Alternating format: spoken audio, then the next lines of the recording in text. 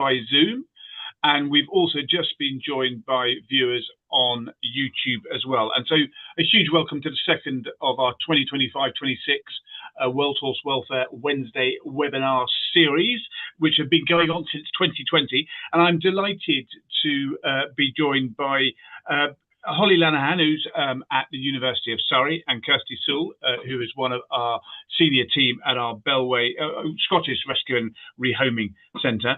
And the focus of this evening's or today's present webinar is on training horses for veterinary procedures. So if you've joined us before, you know the rules or the way we operate, but the outline is that after the intro, Holly's going to speak to us for about 30 minutes or so, and then we'll go into a structured Q&A, and then the final part of the webinar is very much interactive, so opportunity for all of you to ask questions.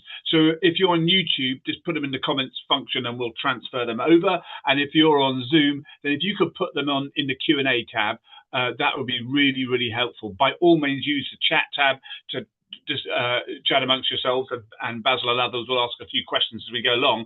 But if you could use the Q&A for questions that you want to ask Kirsty and Holly, that would be really helpful and much easier for me. And you can also upvote questions as well. But I'll explain more about that in a second. Now, the next thing I've got to do is share my screen, which I always take a little bit of time. So there we go, share. So that is where we are this evening. Just remember, in next month, in December, and I think it's on Wednesday, December the 3rd, we will be exploring how to set up a track system. And there we've got owner and author Amy Dell Anthony from Abbott View Livery, and we will put the sign up to that in the chat. So mark that for your diaries for next month. But for today, we are about how to train your horses for veterinary procedures. And I'm delighted that we've got Holly and Kirsty with us. But before we get to that, we've got a quick poll question for you. Has your horse ever reacted negatively when being treated by a vet? And the very simple answers: yes, no, or I'm not sure. So whilst you're giving that a quick answer, which would be great if you could, then I'll move on to introducing Holly, who graduated from the RVC, the Royal Veterinary College in London, in 2009, and has spent time down in Liphook, and then went into first opinion practice, and now is a lecturer in equine clinical practice at Surrey Veterinary School down in Guildford. I think it's in Guildford. It should tell me where it is in a second. Being an old boy, I still describe Surrey as one of the new vet schools, but it's been going about 20 years.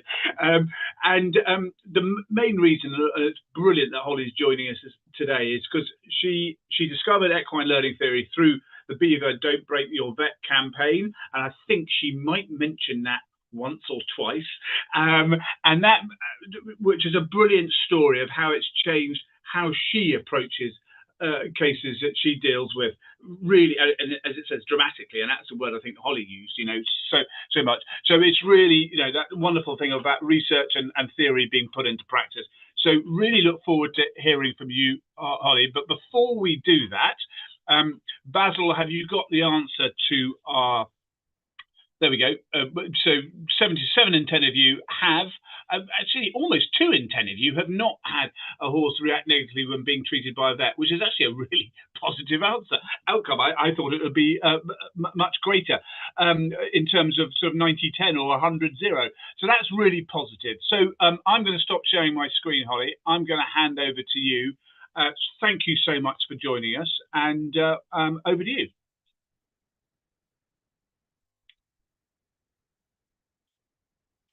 Okay, I'm also just going to take a minute to share my screen. No problem at all.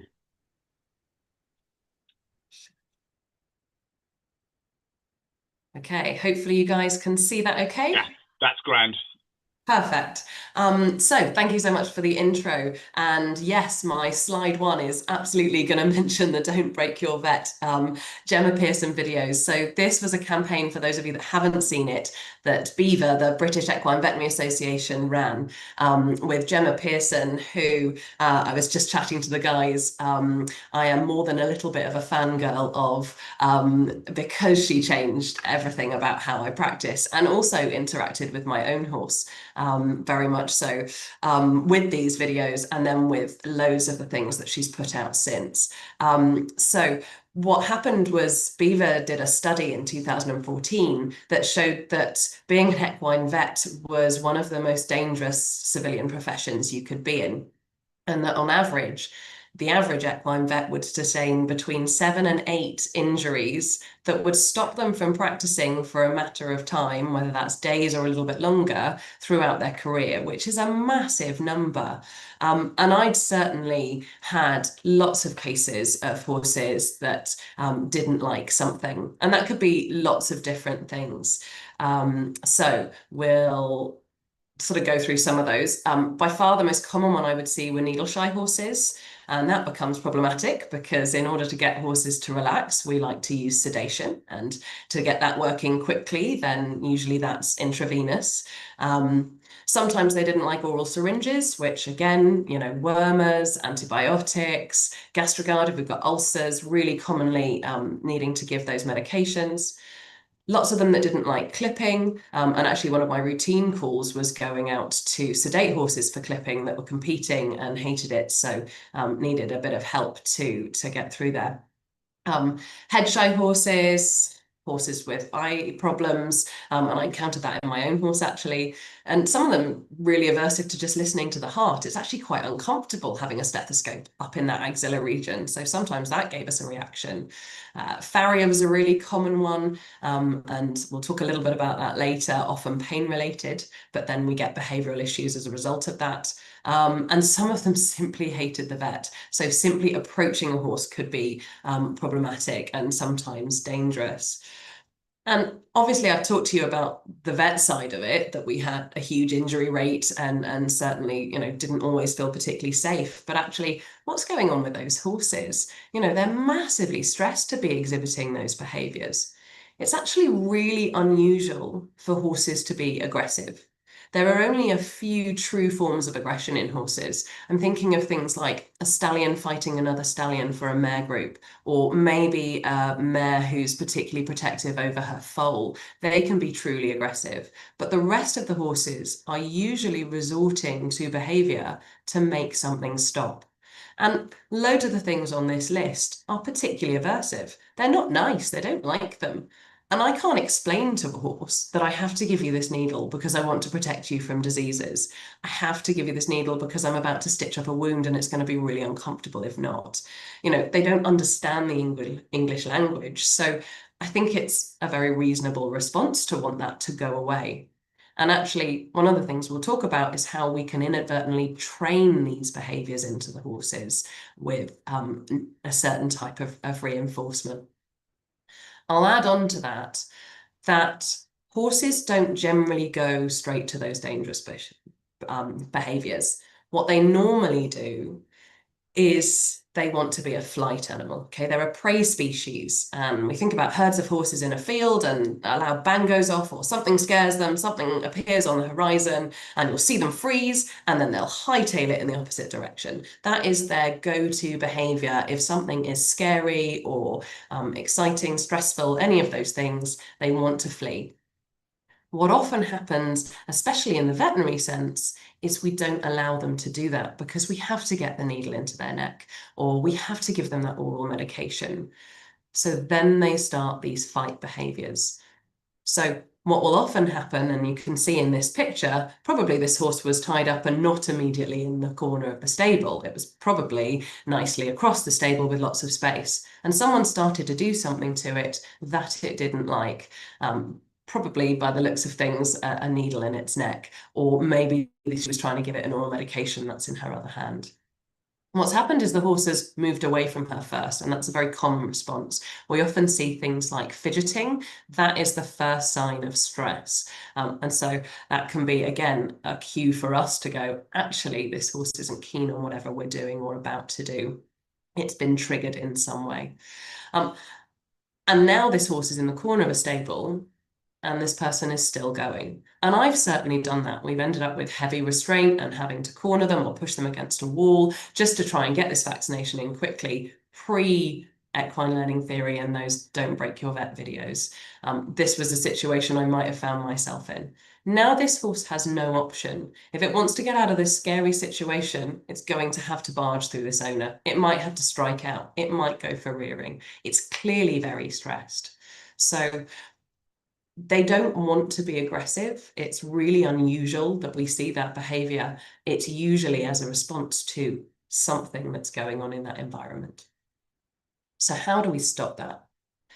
So first off, I just want to go through a little bit of the theory. And so we very much lean on equine learning theory. And this is what I discovered through Gemma's videos. And before that, I very much thought that lots of horses were really clever and worked things out and used their imagination and their problem solving. I believed in naughty horses. And actually, as it turns out, that's not how horses work. So horses have a really small prefrontal cortex. That means they have terrible imagination and terrible problem solving. How they learn is through trial and error. Something happens and there's a response. They then make that association. And then they can store that in their excellent long-term memories and they can repeat those behaviors to make something happen. Or they can remember a trigger and think that something's going to happen as a response. An example of where I used to be versus where I am now is we used to have a pony called Ben, and his nickname was Houdini because he could get out of lots of different fields and he was always the ringleader. So what happened was the latch on our gate perished, and in true horse person style, we fixed that with baler twine. And we put this baler twine around the gate. We then looped it over the post, and that worked really well for a little while. Excellent. We're definitely going to order that and fix that at some point, but as time went on, that hadn't happened. And then one day we went down and the horses were out. And we put them back in, and I looked at the baler twine, and it was still fine. And so we thought, okay, fine, we'll just whatever. And the following day they were out again. And so we made a little camp and watched what happened. And we watched Ben go up to the gate, rub against the bit with the baler twine on it, put his foot on the gate and jiggle the gate, and the gate opened. And he went out. And what was amazing is as we watched Ben approach the gate, we watched the other horses come and wait near him, anticipating what was about to happen. Pre-equine learning theory, my rationale was Ben was a genius and had worked this out. Now that I know that horses are trial and error learners, I look at this in a new lens and remember Ben had sweet itch. So what probably happened is that he went to itch on the gate, which was the only area in his field he could itch on because the rest of it was electric fenced. And he was itching near the baler twine, and probably his ear caught the baler twine, or potentially he just moved it up at the right time and it came off that fence post and the gate opened. And he was rewarded with this behavior with an open gate and some great grass. Brilliant. He's made that association through that trial and error learning, and he's now going to repeat that behavior because it's been very nicely reinforced with some delicious grazing for him. Where did the foot come in? Well, what often happens with horses when they get frustrated, and we know this through lots of our own horses, is they paw the ground. So probably what happened when he went to repeat that behavior when we put them back in on the right side of the field was that he was doing the same behavior and it wasn't working, and got a bit frustrated and probably started pawing. Probably at the same time as he jiggled the gate with his foot, he caught the rope with his head. It probably aided in it getting over the post because it was going up and down, and the gate opened. Well, that's a new association. So now he's going to repeat that behavior. And he was rewarded every time this behavior was reinforced with some delicious grass, highly motivating for the ponies. And the reason the other ponies were all there is because they knew when Ben was at the gate had opened and they'd also been rewarded with some delicious grass. So trial and error learning. The other thing to note when we talk about training horses is that their memory, their short-term memory, is really poor. Maximum about 10 seconds to make those sorts of associations. But their long-term memory is excellent. And if something causes a great deal of fear, those encounters tend to last a lifetime. It's a really strong association that they make very quickly. So a little bit more of our theory. When we talk about training, we use certain terminology that I think can sometimes be a bit misleading.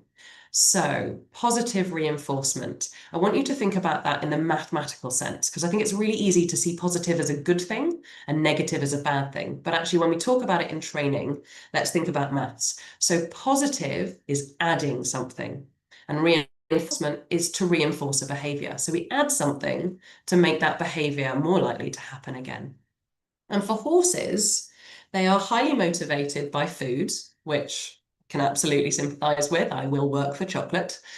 And they're also highly motivated by scratches. So a good neck scratch, there's a lovely study that showed that if you scratch a horse at the base of its withers, it can lower its heart rate by up to 10 beats per minute. So it's nice and calming and rewarding. Again, some horses, just a really nice gentle stroke will be a super reward. Interestingly, what they found is that praise, so good boy, good girl, that doesn't have an effect. That's not highly motivating for horses, unlike our dog counterparts who really do love that praise. And patting as well, not motivating enough for horses. So food, scratches, strokes. The other thing we use is negative reinforcement. And remember, think mathematically about this. So removing something, we're taking it away to reinforce a behavior. And although that initially sounds like a punishment, actually we use this in horses all the time. And I quite like the term pressure release for this. So in the veterinary sense, actually the highly motivating factor for a needle-shy horse is removing the needle, making that go away. The highly motivating factor for a horse that's vet phobic is the vet going away. And when we think about just general horse training, we use this all the time. So you put your leg on, the horse goes forward, we remove that pressure, we remove that leg, and that's reinforced that behavior that we want. Okay, so those are really important to just keep in mind. So how do we train them? So we use something quite often, and this was definitely the basis of the videos and how I started, called shaping. So we train a behavior in really small steps. I don't just walk up to a horse that hates needles with my needle and give it some food. I'm sure most of you who have had horses that react to the vet have already tried that. It's a distraction technique and it doesn't work. And if you try and go straight into that trigger for them, then you're likely to get a huge response for that. So we shape them in tiny little increments that aren't too aversive, aren't too scary for them. I also really like using a clicker. And that's because it's really important with horses, remember that poor short-term memory, that you get the timing exactly right. Otherwise, we end up reinforcing the wrong behavior. So it actually takes quite a while to dig into your pocket or your training pouch and pick some food out and give that to the horse. And usually that moment that they were doing the right behavior has passed. And suddenly they're getting the food and they might be doing the wrong behavior at that time point. So a clicker is a really nice external signal, backed up always by food that tells them this is the exact moment that we want you to do what you're doing. Now, when I first started, I used a clicker just like the one here, and I would do that quite happily, and it makes a nice, easy, big click sound that's very obvious. When I started doing more of the veterinary training, I actually use a voice click. So I do just a quite short, sharp thing. And that's because I am not nearly as dexterous as Gemma. And I really struggled to have a needle and syringe in one hand and a pinch of skin in the other, or raising the vein in the other, and a clicker at the same time. So using the voice is really helpful. And you can use either, although I would say using the external clicker, like this one in the picture here, that's a really nice one to start with, just to try and get your timing right, and then move on to something different. You can also use something like a yes or a good, Again, it's not the praise they want, it's just a quick, short, sharp something to tell them that's the exact moment. And then we back that up with the food. And then that positive reinforcement, that food or that scratching or that stroking, and then negative reinforcement, the pressure release. So where should you start? So where I started was one of Gemma's videos shows you how to get a horse to look away for food. And at the time that the videos came out, I had a 17-hand warm blood who was quite frankly an overgrown chocolate Labrador puppy with very little training and very few manners. So whenever you were anywhere near him, food or not, he would be mugging you and in your face. His personal boundaries were nil. And he was also quite a reactive horse. So if anyone was going on and off the yard, he'd be marching around his box, would constantly plough into you. Also, at the time the videos were coming out, I was recovering from a riding accident where I had fractured my neck. So I had a neck brace on, and obviously as soon as I was able to move, I wanted to go and check in on Music, my horse, and make sure he was okay, which horrified my husband because I'm there with my fractured neck with my massive warm blood, albeit over the stable door, but still mugging me for treats and wanting a cuddle and wanting to be scratched. And I'm not allowed to be moving at all. So he told me I wasn't allowed within 2 meters of him, which I was absolutely not going to have. So these videos came out and I thought, I can do this and satisfy my husband. I'll be far away from him and I can see if I can get him not to mug. And I was absolutely amazed at the results. So how do we do that? This is a really great one to start with also, because if you are going to use food reinforcement, if you are going to use that as a nice positive thing, then we don't want mugging behavior. And this just it trains them not to mug you for food, but actually to move away for you for food. So we're going to use the example of Rocky here. He's one of our teaching ponies. He's quite new. He's only been with us for about 3 or 4 weeks, and he's never had any clicker training beforehand. So this is the first session that I did with Rocky. And what I'm going to do is I'm going to head over to him and I'm going to wait until he looks away from me. And you can see he's typical pony. What have you got? I smell food. This is exciting. Hello. And I'm just going to move out of him so I'm out of the way, so I'm slightly less tempting, and wait till he moves away. And then I'm going to click and I'm going to give him a treat. And that's the first time he's heard a click and he doesn't really know what it means, but he does now know I've got food and that's exciting. And then he's going to move away. He's still eating at this point, and I'm just going to keep repeating that. Lots of short little repetitions. You can see he wants to come and mug me, but that didn't get him the food last time. Moving away did, and now the food's coming again. And he's very quickly picking up. But for this person here, when he wants the food, all he has to do is move his head away. And I'm even holding it in that hand nearest, and he's picking this up remarkably quickly. Now, he is a massive foodie. At the moment, what I'm using are some fiber nuggets, so a fairly low value treat. And I decided actually that I would go to something slightly less exciting, so lower value feed, and actually just give him some chaff, because he was really going at my hand for those ones. And sometimes you can find that horses get a bit frustrating during these games, frustrated because they're too excited by what you're giving them. So you can just give them something slightly less exciting. And again, a decent handful of it, so they're constantly chewing, can be really helpful. And you could see that with lots of short iterations, that was maybe just a minute of training. He was already starting to get it.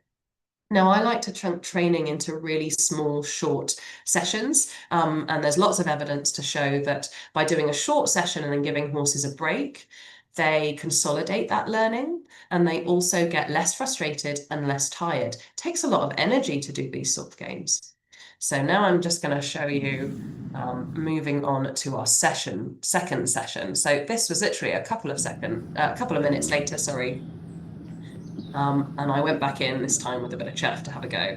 And he thought about it and then immediately looked away from me. So this session, I'm just going to ask him for a little bit more. And I actually got the timing slightly wrong then. He was on his way back to me. That's okay, make a small mistake, just keep going. and he's still figuring it out. I'm now asking for that bit more, and that's that shaping behavior. Initially, I just wanted that starting to move away from me. Now I want him to be looking away and holding that position for a little bit longer. So I'm moving the training on a little bit. And I mean, he was picking this up remarkably quickly. In a minute, I'm going to start being really cheeky and moving a bit closer to him so that I'm even more tempting to see what happens. I just want to get him looking away for a few extra seconds. So it's click, great. And you can see, as soon as that click comes, he knows his food's coming. He's coming straight back round for that. And I'm moving closer and closer, getting more and more tempting, still repeating that lovely behavior. There's no mugging. So lots of people are really worried that their horses are going to start mugging and being, you know, really kind of into them and grabbing when you start doing this. But actually, by playing this game first, you curb that behavior before it's even started. Now, that was Rocky's first training session. Hadn't done it before with him. It's fairly new to us. And that was about 2.5 minutes worth of training with a gap in between. So you can make a difference really, really quickly. So now I'm going to talk you through using that positive reinforcement, which we just saw me using with Rocky, and negative reinforcement, so that pressure release. Before I do that, I'm going to tell you how I taught my horse to rear. So this was the same warm blood that I was talking about before, pre-Don't Break Your Vet videos, when I didn't have a handle on equine learning theory, and I needed to give him some antibiotics by a syringe, and they were pretty revolting for a wound that he had on his leg. And being a 17-hand warm blood, I was like, great, this is brilliant. I'm just going to syringe them in and it'll be much easier. And I got the first dose in and thought it was revolting. And so halfway through giving this large volume of oral antibiotics, he jerked his head in the air. And what happened in that moment that he jerked his head in the air, remember he's 17 hands and I'm 5'5", is that I lost contact with syringe. It came out of his mouth. So I negatively reinforced the behavior of him jerking his head in the air. He didn't like the taste of it. He wasn't enjoying it. He threw his head in the air. The syringe went away. And it only has to be a split second. Okay. Really quickly, they make these associations. So I had a little bit of antibiotic left and I still had to give it. So I went, okay, great. Jerked his head in the air. I'm just going to put a bit more head collar pressure on him this time. And I got it in and I gave it and he threw his head up even harder because I was pulling his head down. So I just reinforced because the syringe came away. I managed to get the last bit of antibiotic in, but the syringe came away and I reinforced actually throwing your head up with a bit more gusto. The next morning when I came to give him his antibiotics, as soon as I went to put the syringe near to his face, because what he'd learned is the syringe comes near to me, it goes in my mouth and it tastes horrid. So he'd made that association. So the trigger for him now was me just putting the syringe near to his face. He threw his head in the air. So I thought, all right, I'll stand on a bucket. Not the safest thing I've ever done. So I stood on a bucket. He threw his head in the air. I still managed to get the syringe in his mouth. So he chucked his head higher in the air and lifted his legs off the ground. And the syringe lost contact because I couldn't keep a hold of him. So I'd reinforced that behavior now. The next thing I did was put even more pressure on him. With that syringe, I went to go near and he reared bolt upright. And the syringe didn't get near his face. So I had reinforced rearing when someone comes at you with a syringe. I'd negatively reinforced it multiple times. Now, luckily, I then just managed to give the antibiotic and feed with a lot of Malates and mixing it in with lots of different fun things, and we managed to get away with that. I then watched the Don't Break Your Vet videos, and the next time he had a high fecal egg count, I thought I'll retrain him with syringes so that I can worm him appropriately, and I was amazed at how quickly this happened. Now, sadly, I don't have a video of that, but I do have Rosie, who the girls had said the last time they had to give her an oral medication had just thrown her head in the air a little bit. She hadn't done anything too bad, but I'm going to show you me just heading straight up to her, and I'll see if I can explain as we go what happened. So I'm going to come on. What I've got is a training syringe here, so it's actually got a little bit of molasses in it. Go to put it next to her, she jerks her head, and I lost contact, and I lost contact again. And although that was only a split second of losing contact, that is enough to negatively reinforce that behavior. I've removed the syringe when she jerked her head up. So she's going to do that again. Okay, so not a big fan of it. She wasn't horrendous, but that's okay. Now, because she wasn't horrendous and she didn't mind until I actually touched her mouth with it, I started quite quickly with her. And what I'm going to do is I'm going to put the syringe on an area. And with her, I started with just the sort of over that mandibular area, so on her head, but in an area that's far away from her mouth. And I'm going to wait until she's nice and still and calm. And I only need a split second of that behavior. And then I'm going to click, remove that syringe and myself. And then I'm going to back that up with positive reinforcement with a treat. We're going to do lots of little repetitions of that. So onto that area, she didn't move, she gets a treat. Now she has had clicker training before, so she knows what the click means, and you can see how quickly she came for food. I'm now a bit closer to that area, same behavior, she didn't move. I'm backing that up with a treat. I'm now a bit closer. So I'm at this point just a little bit away from her lips, but again, still behavior, click, treat. And every time I click, that syringe goes away. So she gets what she wants. The syringe disappeared and she gets a reward. And she is on the food. She's tiny food. I'm now just popping that into the corner of her mouth. Again, click, remove, treat.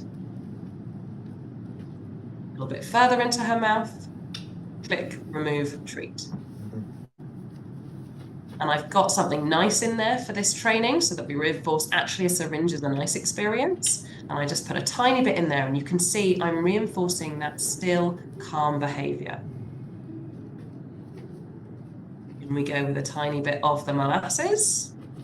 And that's actually tasting quite nice. It's very watered down molasses, so it's just a little bit sweet. We're going to go in again. She's nice and still. And not having that jerking behavior. And that was me giving the rest of that syringe. So again, that video is 2 minutes long, including when I first went and she wasn't particularly keen on it. Now, this is for a horse that wasn't really terrified of this. So if I was dealing with a horse that really hated oral medication, like my horse that had ended up rearing as a result of me reinforcing the wrong behavior, I would start by simply holding that syringe and scratching them on the base of their neck until they're still and calm. As soon as I see that still calm behavior, click, remove, treat. And we just really gradually carry on with that behavior. With a lot of these training sessions, you go at the horse's pace. So some of them, if they're not too bad, you can go really quickly. Others of them, I do tiny increments. I move it an inch at a time and see how the horse responds. Again, a couple of minutes, then give them a few minutes break, then start again. So you can do lots of short iterations. If you're doing this at home with your own horses, maybe you do, 2 sessions, a couple of minutes long each, and then you leave it for a day. And then we do it again. The next one I want to show you is a little pony. Now, this is a really old video. I'm much better now. I will always wear a hat for doing any of these sorts of things. But I wanted to pop this little pony in because when I was first starting, hadn't I hadn't asked properly the owners exactly what she did, and I hadn't figured out that actually not only was this pony really needle shy, she had actually become very vet shy. So the trigger for her was somebody approaching her, and that was actually really scary for her. So what happened is I walked into the box, and at that first visit I actually was wearing a hat, very lucky. And she immediately turned her bottom round. She actually stood on my boot. As soon as she lifted her leg, I was trying to get out of the way and I went flying into the stable. And I also probably caused her quite a lot of stress by just going in far too quickly. Now, there are a couple of ways I could have tackled that. For her, we decided that I'd just pick up a grooming brush because nothing bad had ever happened if someone went to groom her. And so that allowed me to approach her, put the grooming brush on her neck and do a little bit of grooming. And as soon as she was still calm and that neck was in the position I wanted, I clicked, I took a good step back and then I gave her a treat. And I did lots of iterations of that, with then just keeping the grooming brush still, and then that removal and treat, and then popping my hand on her, still holding the grooming brush. So I was shaping that behavior of actually someone approaching you and then touching your neck. And then I lost the grooming brush and just someone touching your neck. And this happened to the point where I got her to just literally, in that first session, because she was really quite an extreme case, all I did was I got to the point where I could touch her neck and keep my hand still, and she was still and calm. And then the second session, so I let the owners carry on with that training. And then the second session, I went back and we started doing a little bit of a skin pinch and then popping a needle and syringe capped with a little bit of pressure in her neck. And this was her response to the second session. So this was a couple of goes in. Again, a very happy, calm horse from a pony that had, as soon as I had approached her on the first visit, turned around, bottom at me, barged me out the way, which I would have, previously said was aggressive behavior. It's certainly dangerous behavior, but actually that behavior was simply to get me to go away. I was scary, and she'd had that very nicely reinforced on previous visits. You swing yourself around, you barge someone. I mean, you can't get near them when they're doing that, so off you go out the way, and you've beautifully negatively reinforced that behavior. There was no malice to it. She simply wanted that scary thing to go away. And so for this one, I did take a couple of sessions. For lots of those sort of less severe horses, you can do this really, really quickly. Okay, so I want to touch on just a couple of things with the general training. For a lot of these horses that I see, we end up in this emergency situation with them, and it's quite a stressful situation. It might be that those horses aren't used to coming into the yard, and they only ever come into the yard when something's wrong. And actually, they might not be that settled on the yard already. So for quite a lot of these horses, they end up in these adverse situations because they're already stressed. So actually, we start by just setting them up for success. So, if they are a bit worried about coming onto the yard, get them used to that. Do that regularly. Maybe bring a nice, calm friend. The World Horse Welfare has their lovely 3Fs campaign, which is friends, forage, and freedom. So friends is really important for horses. So actually bringing someone in with them routinely to get them used to the area they're going to be seeing a vet, super important. And make it a nice experience. If they're not yet aversive, and I know we've got some people on tonight's webinar that don't have horses that have problems with these procedures, then actually get a licket. And I like lickets because, unlike a bucket of food, they're not sort of up and down. So if you do need to do an IV or an intramuscular injection, they're nice and still with a licket. And then it makes that a positive experience for them before they even get a chance to get that negative association. So those are really helpful things. Now, obviously, if you're those people that the horse does react to whatever we're doing, then distraction doesn't work. And that's when we can use that training we've talked about. And the last thing I wanted to say really is when it isn't working. So some of you on the call tonight may have tried some of these things. You might have watched the videos before and had a go. If you're not getting there with these training things, there are a few things that could be happening. One of the most common things is pain.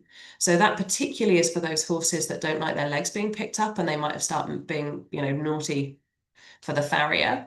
But actually what's probably happened is that they're uncomfortable, and lameness and arthritis are extremely common, especially in our aging population of horses. So if they've always been fine with the procedure and now they're not, that might be a painful stimulus. So suddenly actually it's really uncomfortable having their leg up, so they snatch it away and they get to put their leg down because no one was prepared for that. You've now negatively reinforced that behavior because you haven't held on to it. Potentially then you hold on to it the next time and it's uncomfortable, so they waggle it around a bit, and maybe they let go at that point, which has reinforced that behavior. Maybe they don't let go, but they're painful, so then they actually go to strike out, and now that person's moved away. We've negatively reinforced that behavior. So actually, if we're doing these training techniques and they're not working, do think pain, and it's worth getting them assessed. The other thing is those horses that have had really fearful episodes before. So I've had a few horses where you've done the training with them, you've got them to that point where they're still and calm with just pretending to inject them, but the actual needle is just that bit too much. And there are some medications we can use now, they're fairly new, that can be really helpful for those horses. So that is worth having a chat to your vet. It might also be that actually you're new to this and you need a bit of help with the training. And so that would be really, really helpful then to seek help from a qualified behaviourist. And the Animal Behaviour and Welfare Council, which I think we're going to link in the chat, is a really helpful place to go for someone to help you with those training situations. Okay, so before I get told off for talking for too long, my summary for this is start early. These cases are much better done before you've even seen a problem. You know, get them used to the environment they might be seeing the vet in. Make it a positive experience by using licks for procedures. You know, minimize that stress. Start with basic clicker training if you're new to this. Don't start tackling their needle phobia. Start with that looking away for me and then progress with that. And then move on to those more challenging scenarios. And do seek help if it's not all going to plan. And absolutely, if you haven't already, watch these videos. They are magical. Thank you very much. Holly, thank you so much. That was brilliant. It was a fascinating insight into the Lenaghan household. I would suggest that you don't follow Holly's example in recovering from a broken neck. It's not to be encouraged. I'm sure I wasn't the only one, but you were talking about your 17-hand warm blood, and we had a picture of Rosie in front of us, and I thought, no. But I think Claire picked up on it. I really like the phrase, behind every behaviour there is an emotion. Wonderful quote. And personally, I think Ben is Houdini, and I think so. I I mean, he loved still learned very quickly, but I suspect that was his massive food motivation more than anything else. Lovely story. No, thank you. And I love just the way you got that across. Brilliant. So much information, and I know there'll be lots of questions. So what I'm delighted to do now is introduce to join the discussion panel with Holly is Kirsty, who's been with the World Horse Welfare for 10 years now and is a senior member of the team up at our Scottish Rescue and Rehoming Centre in Aboyne in Aberdeenshire. And I have to say, it is the most beautiful place in the world. So if you're ever close to in Aberdeenshire, please do pop in and see the team at Bellway. They're a wonderfully welcoming team, a brilliant team, and it's also a beautiful venue and location. So Kirsty's been a really integral member of the team at Bellway, as I say, for the last decade. And she obviously, like the team, manages a list of horses, but also in her supervisory capacity is supporting other staff members, but also the rehoming scheme that we have for all equines that come into our care. Last year, she completed a BA in equine business management. How she managed to do that whilst working full time, I do not know.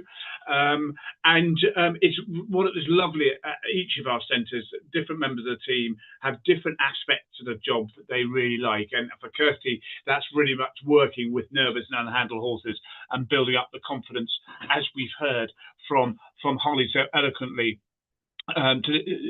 today, and getting over their fears. So, Kirsty, a very warm welcome to you. How are you doing? I'm good, thank you. Great to see you. Great to see you. So obviously, Kirsty, I mean, at World Horse Welfare, we take in horses with so many unknown backgrounds. In fact, we generally never know what their background. So how is it important that we develop a good relationship between the horses that are coming into our care and the vet? I think, like for most farms, we're seeing a varying of horses of all shapes and sizes that come in. And they all have varying medical needs, whether it's when they first arrive or after they've been with us for a bit and things develop. But a good relationship with a vet is essentially key for us. But the main issue is, as Holly has pointed out, is it can get very dangerous. So for us, it's keeping us, the vet, and the horse safe. So we need to create that relationship between them to stop anything dangerous happening, because it can escalate very quickly if they feel threatened. And for us, a lot of them, because they come from unknown backgrounds, we don't know what's happened to them in the past. So we're also, as well as having to try and work out what is wrong with them per se, it's also working out how they react to certain situations. So sometimes the first time we think they've seen a vet might not actually be the first time they've seen a vet, and they've had a bad situation with them in the past. So it's really another way of us trying to investigate and work out what is wrong with them, but also how they interact. So the best way to do it is to try and create that relationship between them and the vet, so we can try and get to the cause of their issues as quick as we can, but without causing them too much stress. Brilliant, Kirsty, thank you. The audio, it's a long way to Scotland, isn't it? The audio is not brilliant, but hopefully everyone can hear. But thank you for that. Holly, you touched on this, but how much of this is the owner's responsibility, and how much is the vet's? I mean, you hear of farriers that won't come out to see a horse because they can't lift up the leg, and so the farrier clearly, in that regard, doesn't think it's their responsibility. I think it's the owner's. But where does the responsibility lie here? That's a really great question. I would say definitely with both. So from my point of view, setting them up for success, that's something I think owners can really, really help with, and potentially starting the training as well. I think that most vets are really keen to continue with that. I think this is something that's massively growing, and there's a huge amount of us now that adore these techniques, are using them on a regular basis. But I also had lots of my colleagues in the practice that were very happy to continue once we'd done the initial training. They might not have had that confidence to start it. So, if as owners you can set that up and then, speak to your vet and say, look, I've started this training. Here are the videos. Would you be happy to do this? I mean, it literally takes 30 seconds at the beginning of a visit when you're going to do a vaccination just to do a few of these iterations to then do that in the same way. And the cases that I had the best success for were the ones where the owners were diligently doing this in between my visits. And they just got better and better really quickly. So, if you can create that nice environment to start off with, that's really, really helpful. And if you can do that training. And I totally understand that farrier's point of view. I think it's really hard to put yourself in a situation that's dangerous when you might not necessarily know how to deal with it. So again, working with them, saying, look, I've been using these techniques, I've been using the Don't Break Your Vet videos, it's been working really well. He now stands still and calm. Most vet practices, in fact, I'd say all vet practices, would happily loan you a syringe to use so that they get used to seeing that syringe, and you can use that in your training as well. And so, yeah, I mean, obviously it's your vet delivering the injection, but I have to say, vets, as long as you've said we're doing this and preempting it, I think they'd be absolutely happy to keep going with that. Brilliant. Thank you, Holly. That's great. Kirsty, can you think of, we heard a great examples from Holly, just from your perspective at Bellwade, have you got a good example where you've worked with vets to train a horse for a particular procedure? So recently, can you hear me? That's fine. Yeah, good. So recently I've actually been working, I previously worked during the summer with one of our horses because she was extremely needle shy. So we were trying to desensitize her to the needle because she became so fearful that the vet couldn't even come within a couple of feet of her, and she would start panicking.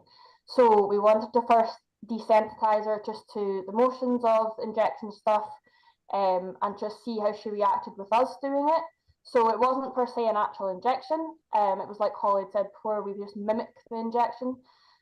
So I started off with just a needle in a cap, and we were just practicing doing the pinching of the skin and then placing the cap. So she felt the pressure and she felt what the vet would do, they pinch the skin, but it was me, she was comfortable with me and she was happy with that. We then progressed it to the actual scene where you can blunt the needle. So I was able to sort of put it on my finger, it didn't draw blood, anything like that, but it was enough of the pressure that acted like the needle would as it went towards her skin. So we progressed it to that. So whilst doing this, I was using clicker training. So every time she would stand nicely, it was sort of a mixture of clicker training and pressure and release. So every time she stood nicely and she was calm, as soon as she relaxed, I took the pressure away, click, rewarded. And she soon learned that it was actually quite a nice thing. She got rewarded with a treat if she stood nicely. We then progressed it to getting her used to the vet. So what we would do is the vet would just give her a handful of food, and then that would be it. They would go for the day. So we were very lucky though at the farms that we generally have the vet out once a week, just because we have so many that need vaccinations and things done. They have to come out that often. So we were able to slowly desensitize her to that. So again, it was the use of clicker training, pressure release, and we eventually got to the point where we've actually used numbing cream before. So we clipped the area, put some numbing cream on. So the first time she actually had a proper injection with the vet, it was more the feeling of the vet coming over, pinching the skin, but she didn't actually feel the initial injection. So we were just getting her over the fear. The vet came over, but it was fine. And then by the next time she was due her teeth, we got her sedated for them, and we didn't need any sedate and any of the numbing cream. And she stood perfectly fine to get it done. She obviously, like any of them, when the needle first goes in, she was a bit, ooh, but she stood nice and calm and she let us do it, and she got loads of rewards after. And we actually showed her rehomer how to do it with her, so she could practice doing it between times of vet visits just to keep her going. So again, it wasn't such a shock when the vet then came out the next time. Brilliant. Thank you, Kirsty. And have you written a blog about this? Yes. Yeah. The blog, I believe we also put a part in the autumn newsletter, and then it's also a blog on the website. So I think Basil will put a link to that in the chat. There you go. It's as if he knew it was coming. Brilliant. Thank you for that, Basil. Thank you, Kirsty. Holly, then, obviously you're in a teaching scenario. What feedback do you get from students when they're trying to use these techniques for the first time? So at the moment, we have sort of behaviour lectures in first year, which they're always really, really keen on. And then we have a second year practical where they come and we do a little bit of a demo, but they have to have watched all of the videos first, which is great. I used to do with the Equine Clinical Club a practical, and just like me, they sort of said they'd watched these people doing it and they just assumed they are magic people. And I do still think that Gemma is magic, but this is never going to work for me. And just trying it very quickly, that looking away for food, that's always where I start. They were flabbergasted that it would work. We've got students that have had that training and then gone and played with their own horses, and again, just absolute game changer. And we're trying to put it through the course sort of a little bit more. We're just rejigging to get some cases into third year at the moment. So yeah, I mean, again, it's one of those things. I think it's all good and well hearing people that they're doing it, but you've got to try it, and that really is that cementing. Wow, this actually is a lot easier than I thought it was going to be. Brilliant. I actually had a colleague in practice that called it horsey witchery, which I thoroughly enjoyed. No, just learning theory. Yeah, just learning theory. Just learning theory. Marvellous. Well, listen, thank you. We've got lots of questions coming through. So just remember, if you're on the Zoom, yes, then you can upvote some of the questions that are there. But we'll try and get through as many as we can. First one is probably just best for you, Holly, to take this one on. What medications are available to help with horses who are truly needle shy? Are these a form of a sedative? And if not, how do they work or help a fearful horse? So there are lots of different things around. Some things we've been using for ages. So the Emla cream that Kirsty was talking about, that can be really helpful for those ones that, truly the needle is really, really that sort of fearful aspect. And I've had the occasional one that we need to go for that. We definitely can use those oral sedations, which works really well if you can get those into them, but less well if you can't. Although I was doing a CPD from Gemma recently, and she suggested with the Dom gel on a gloved finger, you can actually just rub it on their gums, which might be a lot easier to get that training into, and different sort of delivery methods. So there are some oral sedations that we can use. We used to use quite a lot of ACP, acepromazine. And I think that can be helpful in some cases, but actually there's some studies out in dogs that show that can actually just stop them from reacting, but it doesn't necessarily stop them from having a negative experience. So although that might get you through that time, the fear is still there. So there are some new drugs that aren't licensed in horses that vets are now using, and Gemma's been using for a little bit and has been teaching us about, that are actually mood altering. So they create a less anxious, more kind of happy environment, and they can be really useful for those resistant cases. So absolutely talk to your vet about those. Brilliant. And Kirsty, you mentioned obviously the cream we use sometimes for the injections. Are you aware of what other drugs we're starting to use within the World Horse Welfare context? Sorry, I didn't hear that. You mentioned the creams we sometimes use with injections. In terms of these more the more recent drugs that are starting to be used, mood altering, amnesic drugs. Are you aware that how much we're starting to use them in our centres? I think we're looking more into them. Yeah. But it is that sort of trial and error. I find with a lot of them, in some horses it works better than with others. So like even something as simple as the Dom gel, some horses it works really well and some it doesn't. It depends on their adrenaline levels. We find some of them they're knocked out within seconds, others it just doesn't touch the sides. And the same with the mood altering ones. Some we found and it works really well, and then other ones we find it doesn't seem to affect the horse. I think sometimes it depends on the horse. Yeah, absolutely. I'll add to that slightly if I can. And absolutely, as you said, it depends on the adrenaline levels. So get that in early before you've started anything. So if your horse is triggered by simply coming into a yard because that's a scary environment, then actually dosing them when they're in the field might be a helpful thing to do so that they haven't got those adrenaline. Dom gel in particular works really well if they haven't already flooded the system with adrenaline, but will not touch anything because it works by stopping the adrenaline from coming. If it's already there, it doesn't work. Again, ACP a little bit similar. So yeah, starting with a stressed horse and then medicating them absolutely won't work. So yeah, that is a really great point to and I suppose a key point here, Holly, is the fact that these drugs are really good, but we should be thinking of using them short term. You want to try and you actually move on where you don't need the drugs. Yeah, absolutely. And again, I think do the training first.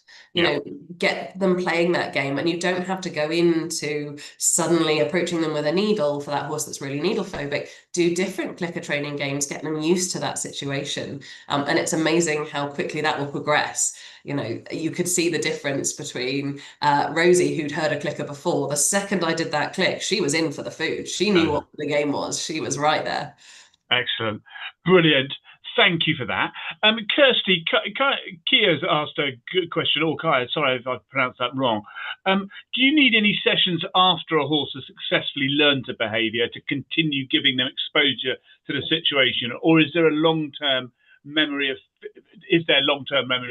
efficient enough that it isn't needed? In the experience at the centre, do you need to do sort of CPD training with the horses, so to speak, or do you find once they've learned, it's pretty good? I think I find especially if it's to do with a vet or farrier, we find is you have to keep reminding them almost, but also keeping it a positive experience. So some of them, even after they've had the vet, the next day we will do it again. So say like the needle training with Clover, I did it with her the next day to remind her, even though the day before they did actually use a needle, today I didn't, but it's still a nice thing. Some of them, it depends what you're training them, I suppose. If you're training them certain things, like if it's not a fearful thing, you're trying to train them, like with the food, you're trying to train them to keep their head away when you give them food. A lot of them, they pick up so fast that they'll just do it every time.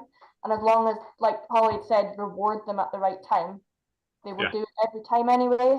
So I think it depends what it is. But I do find if you're doing with farrier or veterinary stuff that generally can scare the horse, or they find fearful, I find if you repeat doing that, you don't have to do it all the time. It depends how fearful they have been. But I do find if you keep repeating it, it will become a constant thing for them. But especially near the start, you need to keep up with that continuously, I think. Yeah. Yeah, brilliant. Thank you.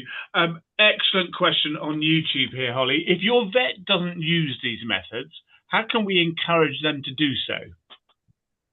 Chocolate, massively motivating. Well, I mean, I have to say, I think if your vet is used to your horse and it's been really fearful before, especially if it's one of those where, you know, the trigger is just someone arriving. And actually, this is one of the things I haven't talked about yet. One of the big things for horses and a big trigger is someone holding them and someone else approaching them. Most of us are doing our horses on our own. They're tied up, or actually they're not even tied up, they're just loose in the stable. And the only time someone's holding and someone else is approaching is when something fearful is about to happen. So that can be a really massive trigger. So if you do have a vet that's, you know, used to your horse and has seen it be aversive before, it's done those behaviors where it's trying to get you to go away, and you can demonstrate that actually now they can approach and do a few of these iterations and look at the difference, then I think that sells itself. And certainly, you know, I think the videos are a really great thing to say, look, this is the method we're using. Would you be open to doing a few iterations of this? And then simply, you know, having had a horse before that won't let you near. And I found this with a lot of my colleagues. So I was the first one in my practice that got really into this. And so they'd say, oh, can you go and see this horse for me? You know, I've been struggling and its behavior's been getting worse, and they'd be really interested in this. And I'd maybe do a session, and then they'd come back for the next session. And obviously, they're the horse's vet. So we want them to continue being the horse's vet. They've got that relationship with the owner. And I mean, they were more than happy to do these techniques and suddenly have a really unstressful experience with a horse that previously, you know, had been really stressed and they'd been worried about going to see. So I think the proof is a little bit in the pudding. If you can demonstrate the strides you've made, that can be really helpful. Brilliant. And Holly, sorry, slightly putting you on the spot, but Sophie, who works for the Brook Hospital, and they do a lot of veterinary training overseas, outstanding charity. Would you be happy if we put Sophie in contact with you just to have a follow-up conversation about the training that we're providing here, and because that would absolutely, that would yeah, very much so. So Sophie, if you email us at education@worldhorseWelfare.org, we'll sort that out. It's like a dating agency, isn't it? It's marvelous. Kirsty, getting horses used to eye drops.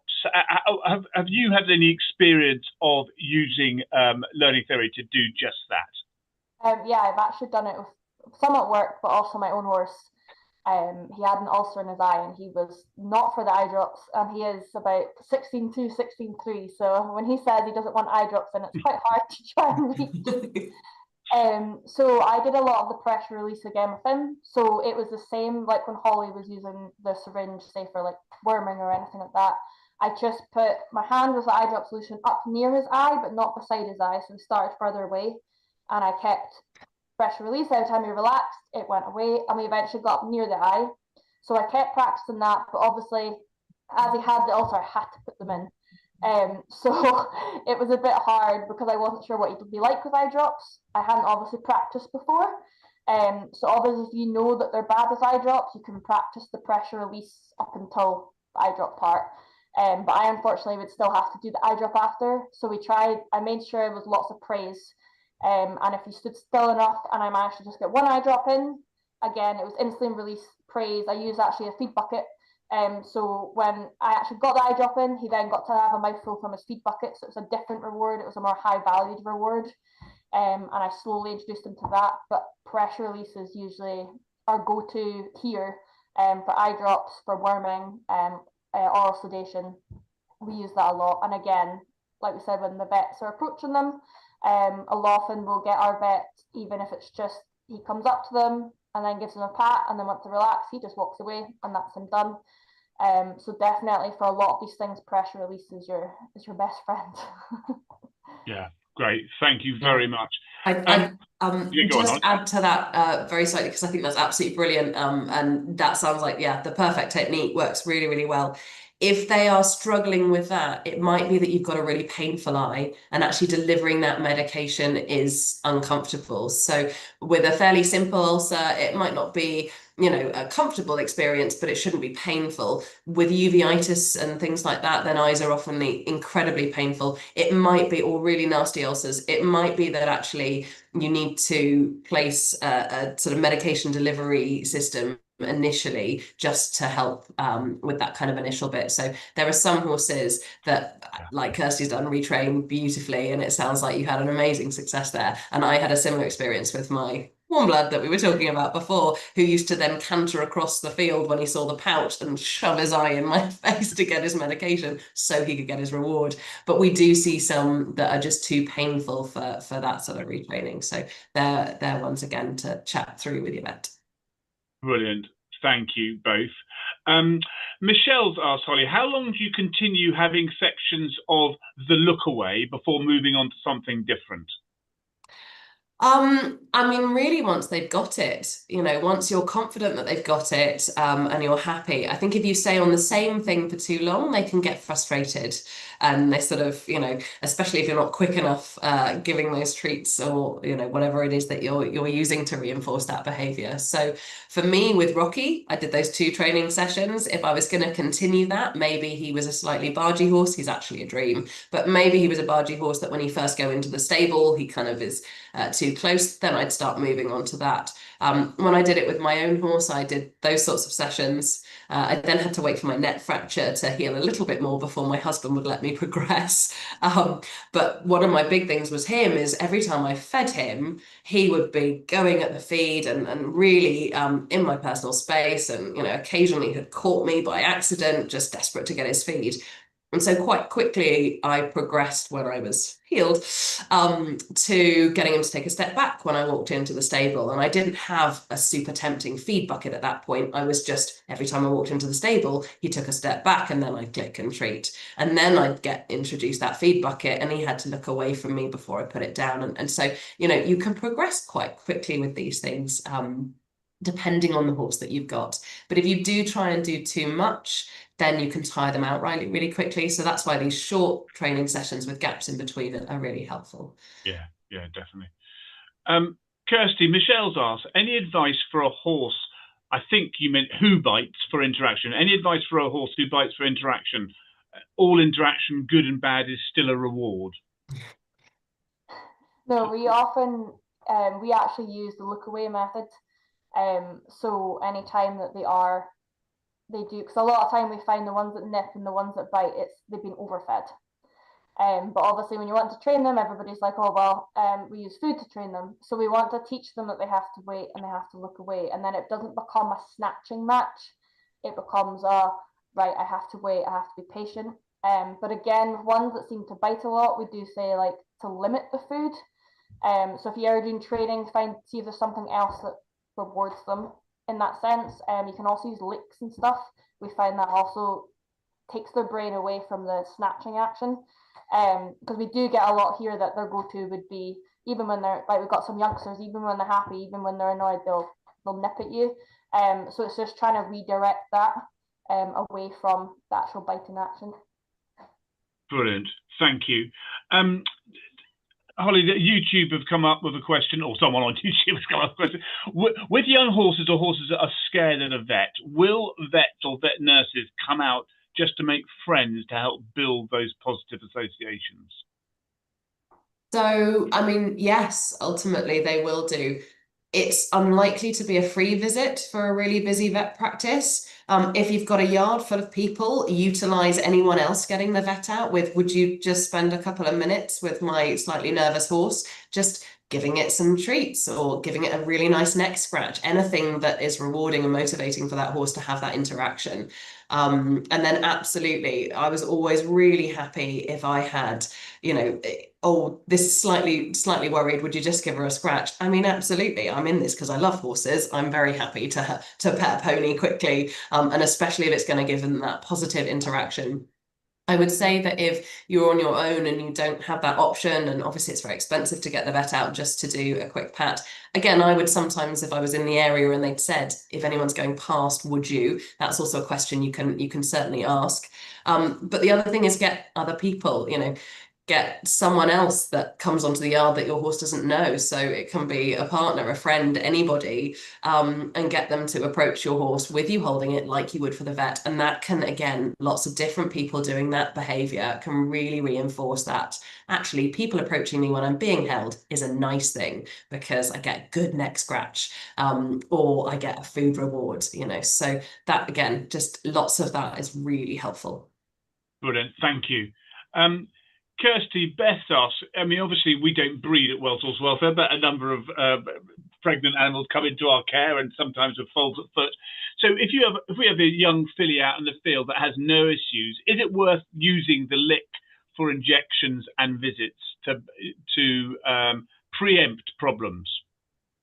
I mean, yeah, it's always worth rewarding them, because we all know that horses love the treats, they love the food. So if you have it, if the lick is the high value food for them, then yeah, when they've had injections, they've had the visit from the vet, even if it's just they're checking heart rate, breathing, anything like that, the reward will show that it's a nice experience and it's a good experience and they'll want to do it again. And so it will take away any fear factor that may come about if they by any chance fall ill or anything like that and they need extra vet visits. The vet is associated with something nice. And something I also wanted to add on to the last one was we've been trialing with a farrier and we're hoping to trial with a vet. But because it is obviously hard for some people to get them to come out often, we're obviously quite lucky here, they come out once a week. But we're actually, obviously, smell is a very large sense for the horse. So we have actually borrowed one of our farrier's old jumpers that he had for a week. And then he gave it to us to desensitize horses to the smell of the farrier, because we find a lot of them, the vet or the farrier approaches them, first thing that horse will do is smell them. And they'll instantly go, nope, that's the vet, or nope, that's the farrier, and I don't want to.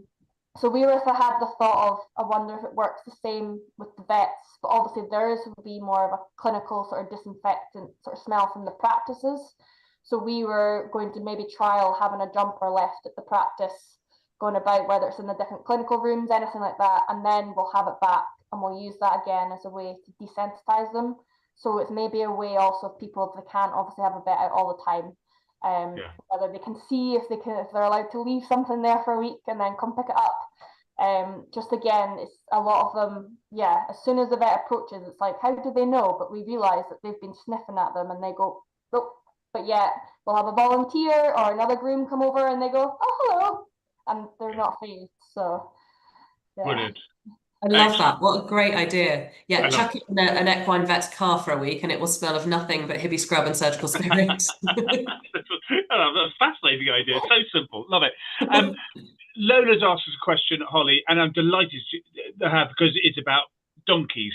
Now, Lola's got a mini donkey whose background is mostly unknown. He overall doesn't seem to enjoy handling and refuses to have his legs touched, make it impossible to hoof pick. Had a little bit of progress by slowly scratching down his leg and managed to lift one hoof once, but it's becoming more difficult. Any advice to help me train the young man? Yeah, so I've definitely done these techniques with donkeys as well. And again, some of them are super food motivated, some of them are more onto that negative release, that pressure release is really motivating for them. So I think you've done really well just trying to desensitize him, to kind of get him used to that touch. But if you can try and incorporate what we were doing, so start in a safe place, just scratching where he's happy with you scratching, and then remove yourself. So do what we were talking about, that click, that release, so removing you, because it's obviously he's a little bit nervous about someone being there, moving on to those legs, and then back that up with something rewarding for him. Within, whether that's fiber nuggets, whether that's a bit of chaff, whatever it is that he works for, but try and keep it low value, because I think donkeys can often get a bit too into the food and then they can get frustrated. And then you just progress that. Now, you obviously managed to lift his leg once. So what I would do, and Gemma's got a great video for this as well, but again, just gently moving down the leg so that he's happy with you touching in that area, doing that click, release, positive reinforcement, click, release, positive reinforcement. And then if you can, if he starts to look like he's going to lift up a leg, or you can potentially get someone to just move the head collar to get him to just take the pressure off it. He doesn't have to lift it up, but as soon as he puts the weight onto the other leg, then you click, release, and treat. So we're doing it in tiny increments. We're not expecting him to lift a leg. We're just kind of getting that pressure to move. And then that little bit more, and each time ask for that little bit more, reinforcing that behavior with taking the thing he doesn't like away. So and there we go. And then as soon as he lifts that leg, don't even try and hold it up, but just as soon as he takes the weight off it, click, take the pressure off, give him that reward. And each time, lots of little iterations. I think it often takes a little bit longer for those sorts of training sessions to happen. So plan to spend a couple of weeks doing this to get him to the point where you can lift a foot up and he'll hold it there, for a few seconds, and then we're going to let that go down and carry on. If he's really resistant to that, it might be that he's uncomfortable. Yeah. So there might be, an orthopedic issue there as well as that behavioral thing. So again, might be worth getting your vet involved just to have a little look at him move. But if you can do that desensitization training first so that they can go and have a feel of him without it being a really stressful experience, that's going to make the whole thing a lot more pleasant. Brilliant. Elian's asked a question about drugs, mood-altering drugs. So, Elian, if you email us on education@wellswelfare.org, we'll either put you in contact with Holly or we'll get that so we can get that question answered around specific pharmaceuticals that are available. But very quick, 2 final questions, 1-sentence answers if we could. Catherine has asked Kirsty, my horses live out 24/7. Can I do clicker training in a field with a head collar on? Yes. Look at that. Yes is the answer. Love it. And then Elian's also asked about Domicene oral sedative. Does the horse still have a negative experience with this? Or does the horse not know what happened if it is sedated with this paste and thus there's not a negative experience? So in theory, they're having, they are sedated, so they're a lot calmer, but they still will be aware of the experience they've had. So if whatever happens to them is particularly painful, now domicene gel is actually a really good painkiller, so it may help with that. But if it's still painful through that, then they can still have a negative experience. So doing everything you can, even when they're sedated, to make that a positive experience can be really helpful. So yeah. Brilliant. Wonderful. Holly, thank you. And thank you to you both. Firstly, thank you to everyone for your questions. We've got through almost all of them, and thank you. Brilliant questions.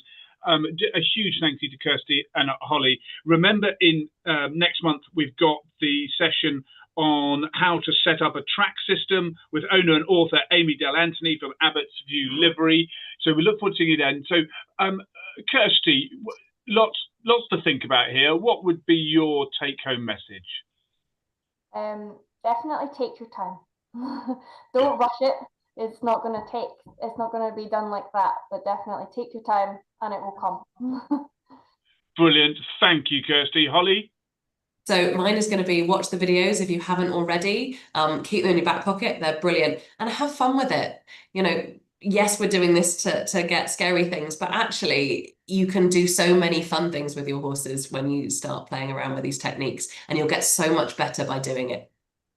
Wonderful. Well, listen, Holly and Kirsty, thank you. That's been a really informative and insightful. And as you say, really enjoy it. And I just love that behind every behaviour, there's an emotion. So really sort of just be inquisitive and explore. And we certainly don't get it right all the time, but it is a matter of finding we're all learning, and that's something to celebrate for sure. So thank you so much to everyone for joining us. A special thank you to Kirsty and Holly, and we look forward to seeing you next month, Wednesday, December the 3rd.